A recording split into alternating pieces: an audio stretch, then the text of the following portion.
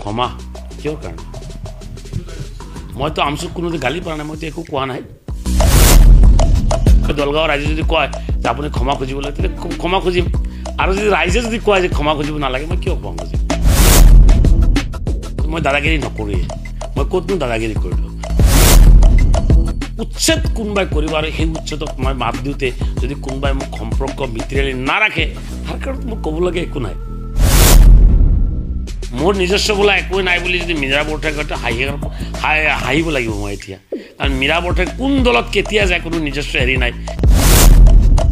যদি দলগাঁও সমষ্টিৰ ৰাইজৰ ভালৰ কাৰণে কোনোবা সংগঠনক যদি মাফ খুজিব লাগে মই আছোঁ এইটো ক্ষেত্ৰত মইতো মানা কৰা নাই মীৰা বৰঠাকুৰে কেইদিনমান আগত যে বিজেপিত আছিল তেখেতৰ কথাটো কৈছেতো কথাটো হৈছে চাওক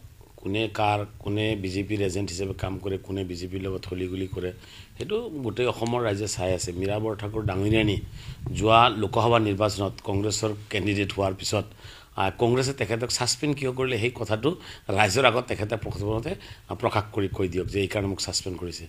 বিজেপিৰ লগত হলিগুলি কৰাৰ কাৰণে বিজেপিৰ লগত পইচা লেনদেন হোৱাৰ কাৰণে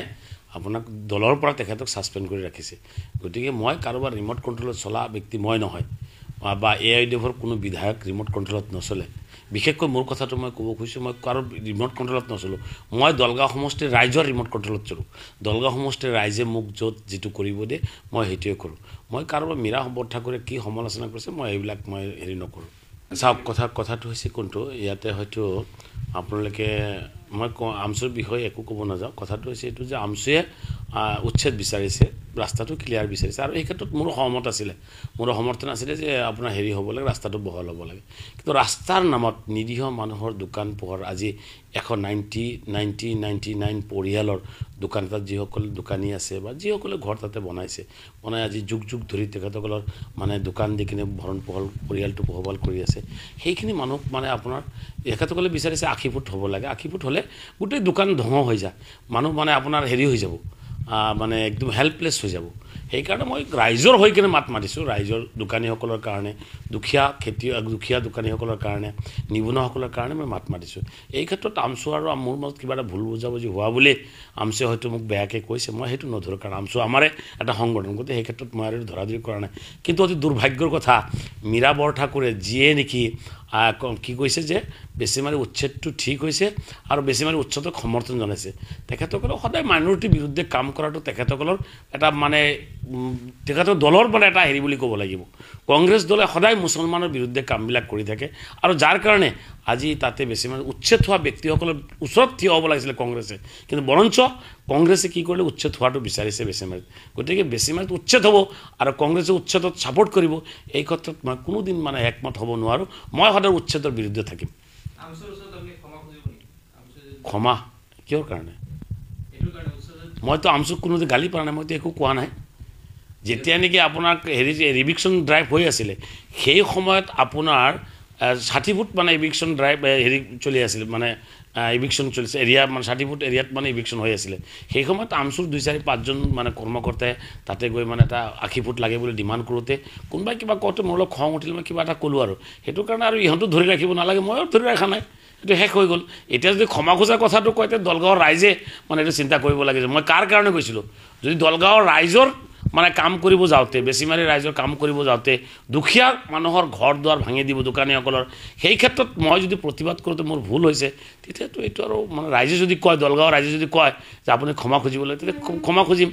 আৰু যদি ৰাইজে যদি কয় যে ক্ষমা খুজিব নালাগে মই কিয় ক্ষমা খুজিম মইতো কোনো ভুল কৰা নাই মই ৰাইজৰ হৈ সেইখিনিহে গৈছোঁ মই দলগাঁৱৰ বাসীৰ ৰাইজৰ কাৰণে মই হেৰি বেছিমাৰি ৰাইজৰ কাৰণে মই জান দিবৰ কাৰণে ৰেডি আছোঁ গতিকে মই মাফ খোজা দিলে যদি সন্তুষ্ট হয় যে নাই বিধায়কে মাফ খুজিব লাগিব কিন্তু এটা কথা ইয়াত মানে স্পষ্ট হৈ পৰিছে যে আমচু কিন্তু কাৰোবাৰ নহয় কাৰোবাৰ এটা মানে প্ৰৰোচনাত মানে পৰি এইবিলাক কাম কৰি আছে গতিকে মই আমচুকো এইটো আমচুৰ নেতাসকলক মই এটা অনুৰোধ কৰিম যে চাওক আমি আৰু আমাৰ মাজত এইবিলাক আৰু কৰি থাকিলে নিজৰে দুখ লাগে মোৰো বেয়া লাগে যে যিহেতু আমচুক ময়ো বহুত মানে এজন পুৰণা কৰ্মী মই ছাপোৰ্ট কৰোঁ গতিকে এই ক্ষেত্ৰত আমচুৱে যিখিনি কৈছে হয়তো কাৰোবাৰ ডিক্টেশ্যনত কৈ আছে সেইটো ঠিক হোৱা নাই এয়া মীৰা বৰঠাকুৰে দেখোন প্ৰকাশ কৰিলে অলৰেডি উচ্ছেদটো বিচাৰিছে তাৰমানে আমচু আৰু UDFৰ মাজত এটা সংঘাত সৃষ্টি কৰিবৰ কাৰণে কংগ্ৰেছে ওচৰতে দি আছে ভিতৰে কাম কৰি আছে বাৰে বাৰে আপুনি এটা কথা আপুনি উল্লেখ কৰিছে আমচুৰ লগত সম্পৰ্ক নাৰাখে মোক আমচুৱে মোৰ লগত সম্পৰ্ক ৰাখা নাৰাখাৰ কথা নাই ইয়াতে কথা হৈছে দলগাঁও সমষ্টিৰ ৰাইজে উন্নতিৰ কাৰণে দলগাঁও সমষ্টিবাসীৰ উচ্ছেদ কোনোবাই কৰিব আৰু সেই উচ্ছেদত মই মাত দিওঁতে যদি কোনোবাই মোক সম্পৰ্ক মিত্ৰালি নাৰাখে তাৰ কাৰণত মোক ক'বলগীয়া একো নাই দলগাঁও সমষ্টিৰ 3 লাখ ভোটাৰে মোৰ লগত মিত্ৰালি ৰাখিলেই হৈ যাব আপোনাৰ যিহেতুকে নেশ্যনেল হাইৱেটো 60 ফুট নাই তাতেতো আমাৰ অলৰেডি আমাৰ উদ্দেশ্য কি হোৱাট ইজ আৱাৰ অবজেক্ট আমাৰ অবজেক্টটো হৈছে ৰাস্তাটো ক্লিয়াৰ কৰি দিব লাগে ৰাস্তাটো বনাই দিব লাগে আৰু সেই ৰাস্তাটো আপোনাৰ 8 কোটি টকা মই চেংচন কৰি আনি দিছোঁ আৰু এইটো ৰাস্তাটো আপোনাৰ 25 ফুটে বহল হ'ব বাকীখিনি আপোনাৰ সাইড থাকিব গাড়ী ঘোঁৰা ৰখোৱাৰ কাৰণে জায়গা থাকিব পাৰ্কিঙৰ জায়গা থাকিব গতিকে আমি 80 ফুট ল'লে মানে গোটেই দোকানী গোটেই বেছিমাৰি হেক হৈ যায় গতিকে সেইখিনি কাম কৰিব লগা হ'লে গোটেই বেছিমাৰি ধ্বংস হৈ যাব গতিকে বেছিমাৰি ধ্বংস হোৱাটো তুমি কোনোদিন কামনা নকৰোঁ কি বুজি পোৱা নাই কাৰ ৰিম'ট কণ্ট্ৰল কিহৰ ৰিম'ট আমাকতো সদায় মানে কংগ্ৰেছে ক'ব খোজে আমি বিজেপিৰ এজেণ্ট বুলি যোৱা নিৰ্বাচনত দেখা পাইছে নহয় 5খন সমষ্টিত কংগ্ৰেছে কেণ্ডিডেট দিছে আমি এখনো ক'তো দিয়া নাই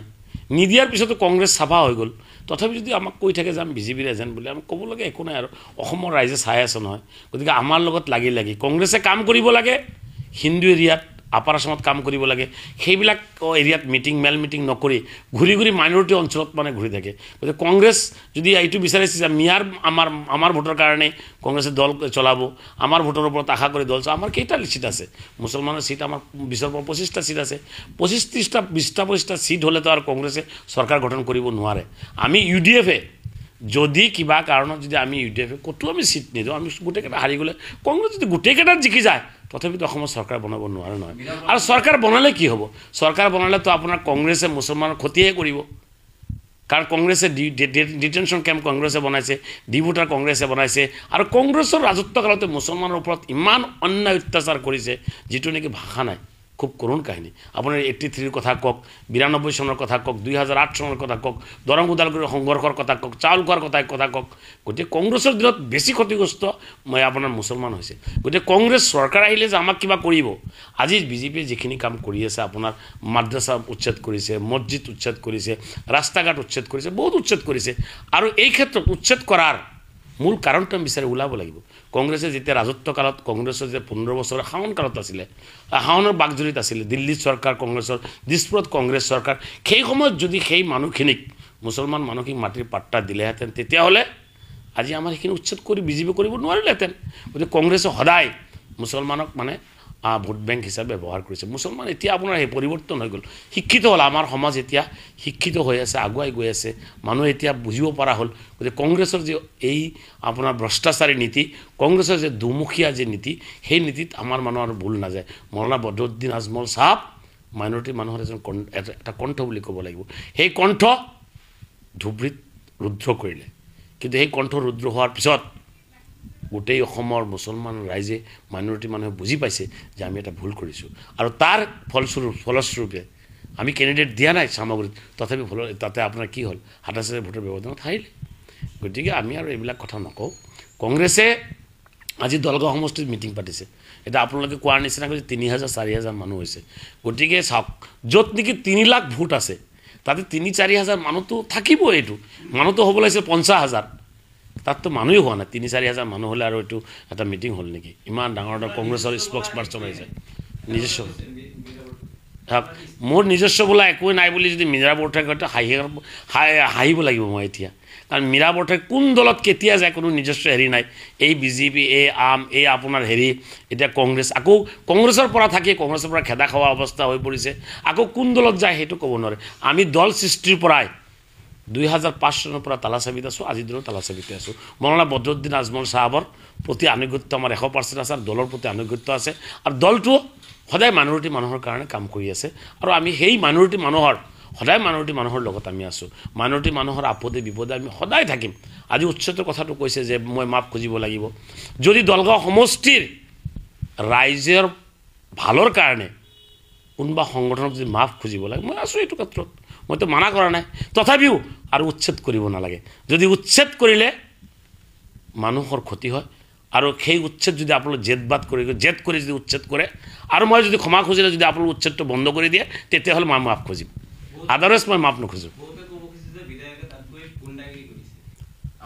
নহয় আচলতে তেনেকুৱা নহয় মই ক'তো গুণ্ডাগিৰি কৰা নাই সেইদিনাখন মানে আমি যেতিয়া নেকি প্ৰশাসনৰ লগত উচ্ছেদ চলাই আছিলোঁ সেই সময়ত কোনোবাই হয়তো মোৰ বিৰুদ্ধে মুৰ্দাবাদ দিছিলে দিওঁতে হয়তো মোৰ কোনো সমৰ্থকক বা দোকানীসকলে খঙতে কিবা কিবি হৈছে আৰু মই অলপ মানে কিবা কৈছিলোঁ ধমকি এটা দিছিলোঁ যে সেইটো কাৰণে অলপ হেৰি হৈছে মই ক'ব নালাগিছিলে সেই সময়ত যেনেকৈ মই কথাটো ক'ব লাগিছিলে মই সদায় নম্ৰতা হিচাপে মই মেইনটেইন কৰোঁ মই সদায় মানুহৰ লগত ভাল ব্যৱহাৰ কৰোঁ তথাপি যদি কোনোবাই যদি কৈছে গুণ্ডা বুলি সেইটো আৰু কেতিয়াবা চাওক যেতিয়া নেকি ৰাইজ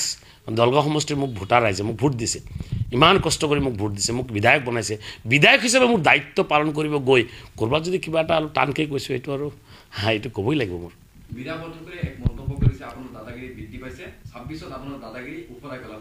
কংগ্ৰেছে চাওক কথাটো মই দাদাগিৰি নকৰোঁৱে মই ক'তনো দাদাগিৰি কৰিলোঁ গতিকে তেখেতসকলে যিটো মানে ভাবিছে 26ত তেখেতসকলে চৰকাৰ আহিব বুলি কেইদিনমান আগত দেখাই পালে 5খন চিটে জিকিব বুলি কৈছিলে আপোনাৰ দিল্লীত চৰকাৰ বনাব বুলি কৈছিলে আছে জানো গতিকে তেখেতসকলে এই দিবা সপোন এতিয়াও আছেই যে 26ত চৰকাৰ বনাব মিটিং কৰে মাইনৰিটি অঞ্চলত আৰু আপোনাৰ চৰকাৰ বনাব মেজৰিটি অঞ্চলত গৈয়ে পোৱা নাই গতিকে হিন্দু অঞ্চলত ভোট চাফা একমাত্ৰ বদৰুদ্দিন আজমলৰ লগত লাগি তালাচাবিৰ বিধায়কসকলৰ লাগি কংগ্ৰেছ নিজেই চাফা হৈ গ'ল গতিকে 26 আহোঁতে কংগ্ৰেছ কোনখিনিত থাকিব এইটো চাই থাকক না আপোনালোকে ইউডিএফৰ জেগাতে থাকিব আৰু কংগ্ৰেছে নোহোৱা হৈ যাব কংগ্ৰেছটো ক্ষমতাৰ পৰা গ'ল ক্ষমতাৰ পৰা যোৱাৰ পিছত তেখেতক পাগল হৈ গৈছে গতিকে পাগলৰ নিচিনা কাম কৰা 3বাৰ বিধায়ক আছিলে ইলিয়াছ চাহাব গতিকে ইলিয়াছ চাহাবক হয়তো মানে এতিয়া ক্ষমতা হেৰুৱাই মানে বহু মানে পলিচি কৰি আছে যিটো যাতে মুজিবুৰ ৰহমানৰ বদনাম হয় এইটো কৰি আছে বেলেগ একো নাই মইতো চিধা কাম কৰি আছোঁ